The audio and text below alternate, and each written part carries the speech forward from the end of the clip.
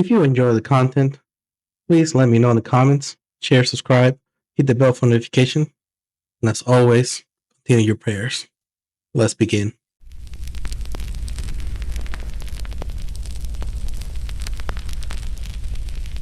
Assalamu alaikum, my brothers. Welcome back.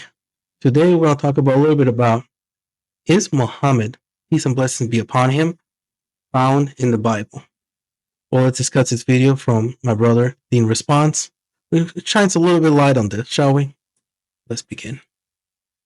The Prophet Muhammad in the Bible, a subject which has caused controversy since the rising of Islam. Today I'll be showing undeniably that the Prophet Muhammad, upon whom be peace, is prophesied in the Bible. And this will be a series with Dean and I, showcasing his mentioning all over the Bible. In today's part, I'll be showing his mentioning in the book of Deuteronomy, chapter 33. The early scholars of Islam have mentioned Deuteronomy 33 in their works and commentaries countless times. And this prophecy is usually linked to Surah Tin, where God swears by 3 holy places. One of the famous Quranic commentators who mentions this prophecy is the great exegete Ibn Kathir, may Allah have mercy on his soul, where he states, "They have said that these 3 places are mentioned at the end of the Torah." The verse says, "Allah has come from Mount Sinai," meaning the one upon which Allah spoke to Musa, and "shine from Seir," meaning the mountains of Jerusalem, from which Allah sent Isa, and "appeared from Mount Paran," meaning the mountains of Mecca, from which Allah sent Muhammad. Thus he mentioned them in order to inform them based upon their order in existence in time. This is why he swore by a noble place, then by a noble place, and then by a place which is more noble than them both. Before I go into Deuteronomy 33, and I should mention that these 3 we consider them Rasulullah, meaning they came with a message, but with a book on there, which is why it's the emphasis on them. Musa, Jesus, Muhammad, peace and blessing be upon them, came here with a book, Revelation, and Quran being the very last revelation of Allah. Beautiful. Let's highlight some key verses from the chapter before in Deuteronomy 32 to give us some more context. In Deuteronomy 32, Moses prophesies about the children of Israel in the future being rebellious and being replaced with a nation who are reprobates and unknown. In the Enduring World Bible Commentary, it gives us a commentary on verses 5 to 6 on what the Bible means by they have corrupted themselves. The Song of Moses speaks prophetically about Israel's future. The deep corruption Moses spoke of in the song was not among Israel in the days of Moses or his immediate successor Joshua, but afterwards. Looking to the future, Moses spoke as a witness against a rebellious Israel. So this is Moses foretelling a future where the Jews will become rebellious. In verses 15 to 18 of chapter 32, the Enduring World Commentary goes on to further describe Israel's ungratefulness. Israel took the many blessings described in the previous section and grew fat, and then forsook God. Their devotion to foreign gods was to treat God scornfully. Now God says he will make the Jews jealous for rejecting God and worshipping other gods. And this will be by another nation, a nameless people with no understanding. A common Christian objection is that this part of Deuteronomy 32 applies to the Gentiles. And this was said by Paul, who applies this to the conversion of the Gentiles at his time, who had been a people not in covenant with God and ignorant of divine teachings, who were taught God's laws to the grief of the Jews. Of course, Christianity, coming back again, they have to rip it off on it, somehow make it into a trinity on it, even though it clearly, Deuteronomy is talking about them, people, the Israel nation, clearly. But we know how that goes. But we can see with the understanding of history and biblical language that this is actually better suited to the Gentiles in Arabia who converted at the time of the Prophet, rather than the Romans who converted at the time of Paul. Focus on the word used here for no understanding. The Hebrew word used is naval, meaning the one who has no perception of ethical or religious claims. The Arabs would fit this description better, as they were committing heinous acts before the arrival of the Prophet, while both Arab and Roman societies practiced idolatry and had issues with moral behavior. The specific practices in pre-Islamic Arabia, such as the killing of female babies and tribal vendettas were particularly harsh and had severe consequences. In the Quran, we see evidence that at the time of the Prophet, the idea of killing female babies was a prominent idea in pre-Islamic Arabia. And this is mentioned in Surah Nahl from verses 58 to 59, where it states, "When one of them is given good news of a baby girl, his face grows gloomy as he suppresses his rage. He hides himself from the people because of the bad news he has received. Should he keep her in disgrace or bury her alive in the ground? Evil indeed is their judgment." We see clearly in Islamic history books petty reasons for wars causing tribal tensions for decades. For example, the tribal war of Basus that lasted for 40 years on the mere fact that a camel was killed that belonged to another tribe. They also better suit the description of being nameless. This is because the Roman Empire had made a name for itself before the conversion of Gentiles into Christianity, while the Arabs had only made a name for themselves after the arrival of the Prophet Muhammed, peace and blessings be upon him. Before that, they were a nomadic, uncivilized people living with no centralized ruler for empires to be governed by until the establishment of the Islamic Caliphate that put the Arabs on the map. With Deuteronomy 32 expanded and it being shown that God is planning to use the Arabs to make the Jews jealous, we can now begin the more explicit mentioning of the arrival of the Prophet Muhammad, peace and blessings be upon him. And not to mention that if it wasn't for the Muslims, the Jewish people would not have been saved from the Christians. That is an actual true statement. Their persecution, which was atrocious, starting by the church, because they were trying to They were trying to extinguish them. They were trying to kill them all completely because killed God and blah, blah, blah on there because of their writings in the New Testament, which was completely anti-Semitic, which is a hatred for the Jews, hatred for the law, and lo and behold, wasn't for the Muslims, we wouldn't know where the Jewish people would be at. So we see it's almost like if, Muslims were needed to be there. Muhammad, peace and blessings be upon him, was needed to come and be the safeguard for the children of Israel. Deuteronomy chapter 33, it states, Moses' final blessing on Israel.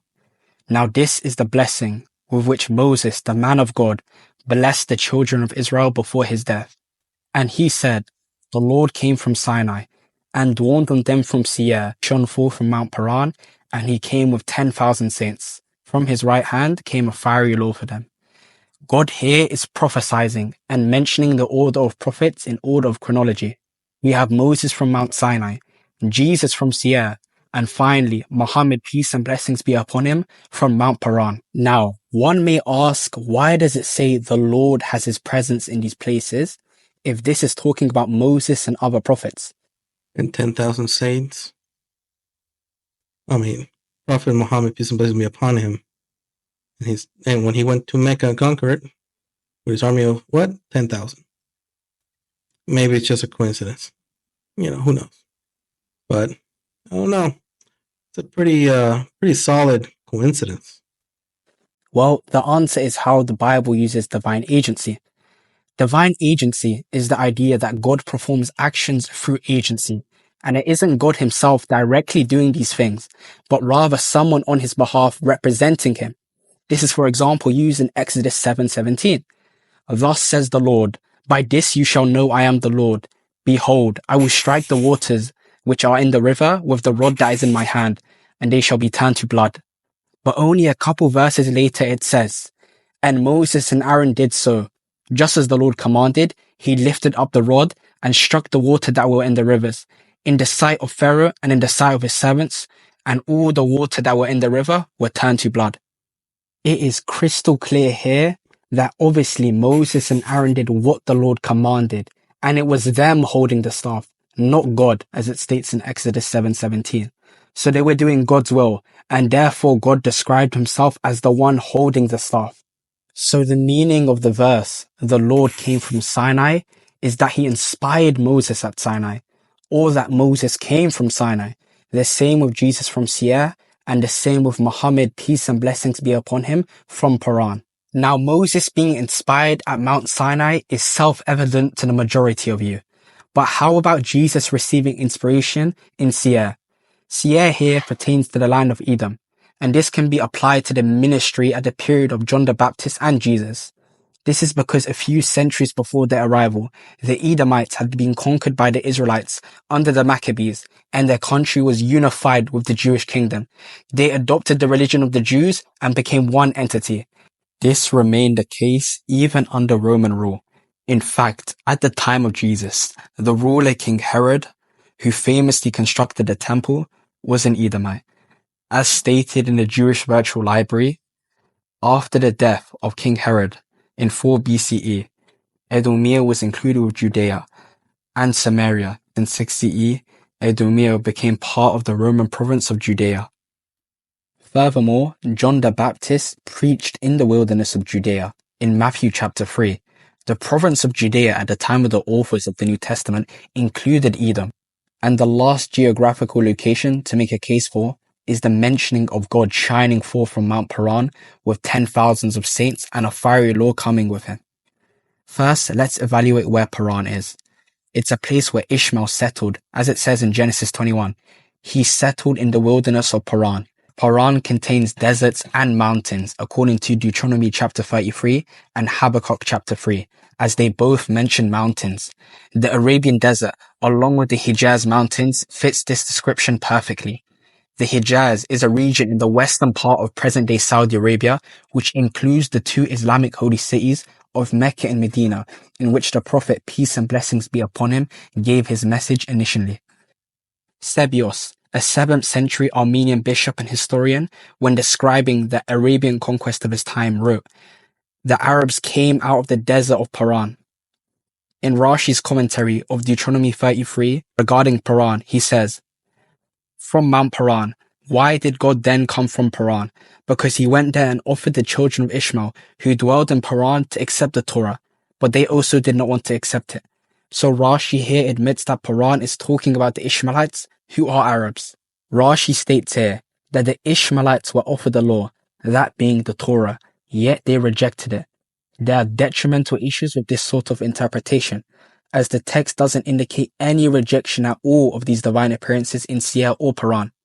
It also seems there's a chronology given of divine appearances, starting with the appearance of God to the Jews at Sinai. If Rashi's commentary was correct, it would make more sense if God started with the nations who rejected the Torah instead. Nevertheless, Rashi holds to this view, but we can see from history with the Prophet, Muhammed, peace and blessings be upon him, that a profound law was given to the Arabs in Paran, and they accepted it, that being the Quran. Supporting the idea that they did in fact accept this law is that the Arabs came with 10,000 plus in number in order to support the Prophet's efforts of conquering Mecca, which fulfills another condition of Deuteronomy 33, that the Prophet will come with 10,000 saints or a large quantity of saints. This fulfillment of this condition was narrated by the great companion Ibn Abbas, may Allah be pleased with him, where he narrates that the Prophet, peace and blessings be upon him, left Medina for Mecca in the company of 10,000 Muslim warriors in the month of Ramadan. The fiery law here cannot be in reference to the Torah for a multitude of reasons. The first would be that nowhere in the entirety of the Bible is the Torah explicitly called a fiery law. For this reason, the law could be seen as a superior type of law. The Torah is referenced many times under many names, but for it to never be called a fiery law except in the context of a final blessing in Deuteronomy 33 makes this seem out of place. It also seems even more out of place once you realize that verse 4 says Moses commanded a law or a Torah for us, and nowhere does it link the fiery law from Paran to the Torah which Moses commanded, and a better explanation would be that this is a distinct and superior law given to someone else other than Moses. The term fiery law or esdat suggests a powerful and transformative revelation. The Torah is traditionally not described with the imagery of fire. The Quran, however, we see had a transformative effect around the world for all of humanity, while the Jewish laws was restricted for a particular ethnic group, which would naturally limit its impact it can have. It fits the preceding chapter that a superior law will be given to the people of Paran, being the fiery law. That is because God mentioned that he will make the Jews envious by a nation that has no understanding or name. And what more of a suitable way for this to be fulfilled that God reveals a law that shadows over the Torah. With that, we can conclude that the Prophet Muhammad, peace and blessings be upon him, is clearly prophesied in the ending of the book of Deuteronomy. God mentions in chapter 32, he will punish the Jews for ungratefulness, with the Arab nation characterized by them being nameless and ignorant people. In Deuteronomy 33, Moses prophesies God's appearances or revelation in chronology, mentioning Sinai, Seir, and Paran, symbolizing Moses, Jesus, and Muhammad, peace and blessings be upon them. And finally, a fiery law given by the company of 10,000s of saints, mirroring the prophet, peace and blessings be upon him, in arrival with 10,000 plus soldiers, coming with a superior law that is a revelation to all of mankind, revolutionizing the world, and furthermore, making the Jews envious. That's it for this video. Alhamdulillah. Thank Allah for the Quran, for all the prophets, peace and blessings be upon him, and for our Prophet Muhammad. Because of this, we have a clear and perfect religion. Alhamdulillah. Hope you guys like the video. I'm going to link to the original video so you can support my brother, subscribe to his channel, and if you enjoy his content, don't forget to support him any way you can. But that's it for this video. I think it is great. I will be linking where you found Prophet Muhammad also seems to be in the Hindu scriptures as well on there. So it's almost a fulfillment completely of many things. So I hope you guys enjoy this. Let me know what you guys think. Subscribe, like, comment, and share. And until next time, peace.